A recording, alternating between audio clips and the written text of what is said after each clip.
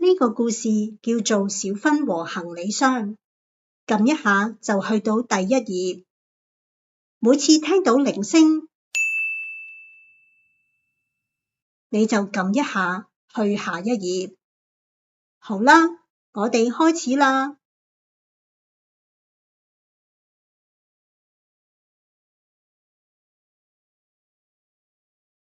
一個星期一嘅朝早，小芬望住爸爸媽媽出門口去返工。而家係學校假期，所以小芬要同80歲嘅嫲嫲一齊。嫲嫲好鍾意織頸巾，小芬覺得嫲嫲唔會想同佢玩，於是佢就喺嫲嫲屋企周圍行下。佢本來想出去外面玩，但係出邊落緊雨。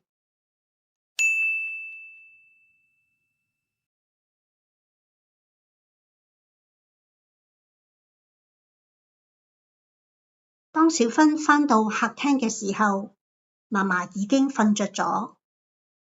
小芬覺得有啲悶，就決定去屋企嘅其他地方探索下。佢靜雞雞咁行上樓梯，留意到有一道半掩嘅門。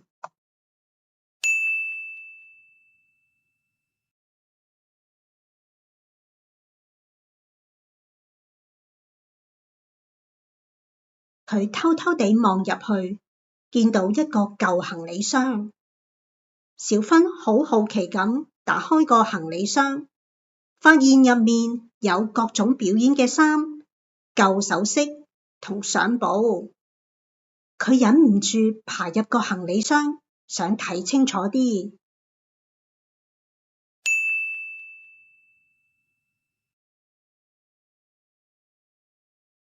小芬瞓醒啦，佢聽到有人大聲嗌佢個名：小芬，你喺邊度啊？四圍黑麻麻，小芬有啲驚。就喺呢個時候，個行李箱俾人打開咗，嫲嫲揾到佢，嫲嫲睇起嚟好開心。